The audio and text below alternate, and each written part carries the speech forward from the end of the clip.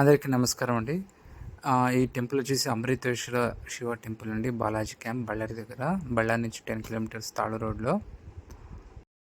ఇక్కడికి నేను, మా ఆయన, నా కొడుకు వచ్చామండి. చాలా పెద్ద టెంపుల్, చాలా ప్రశాంతంగా పీస్ఫుల్తో చాలా బాగుందండి. మేము కూడా మీకు చూపిస్తే మీరు కూడా వెళ్ళి వస్తారు కదా, దర్శనం చేసుకుంటారని చెప్తున్నాను. బయట అంది ఇదంతా. ఇంకా లోపలికి ఎంటర్ అయినాక అన్నీ చెప్తానండి. ఇక్కడ వచ్చేసి శివుడి గుడి ఉందండి, నరసింహస్వామి గుడి ఉంది, ఇంకా ఇంకా వచ్చేసి అమ్మవారి గుడి ఉంది, ఇంకా వచ్చేసి వారాహి అమ్మ కూడా ఉందండి. ఇంకా వచ్చేసి షణ్ముఖ టెంపుల్ కూడా ఉందండి ఇక్కడ. అస్సలు లింగం ఉందండి, ఎంత పెద్దగా ఉందో. ఎందుకంటే మమ్మల్ని లోపలికి తీయనీయలేదండి. చూడండి, ఆడికి మేము జూమ్ చేసి సైడ్కి నిలబడి చూపించాం. చూడండి, మీరు దర్శనం మొక్కుకోండి.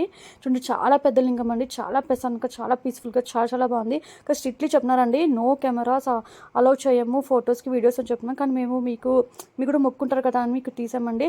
ప్రతి ఒక్కరు చూపించండి. అక్కడ అర్చన కానీ అభిషేకం కానీ చాలా బాగుందండి. ఇక అంతా బయట అండి ఇది మొత్తము.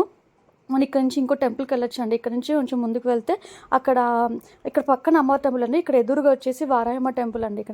అక్కడ వచ్చేసి నరసింహస్వామి టెంపుల్ అండి. అక్కడ నుంచి షణ్ముఖ టెంపుల్ అండి.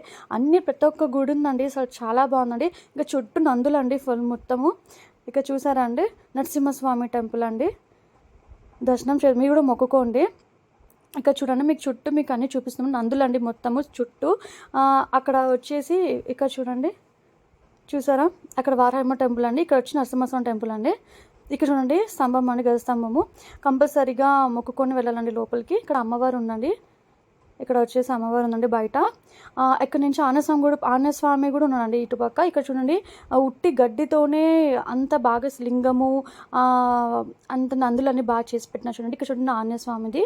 ఇంకా చుట్టండి అటు కొంచెం ముందుకు పోతే అక్కడ వచ్చేసి నవగ్రహాలు కూడా ఉన్నాయండి. అంతా మీకు ప్రతి ఒక్కటి చూపిస్తున్నామండి చిన్నగా. ఇక్కడ శివరాత్రికి చాలా విశిష్టమైన పూజలు చేస్తారండి. తప్పకుండా దర్శనం చేసుకోండి.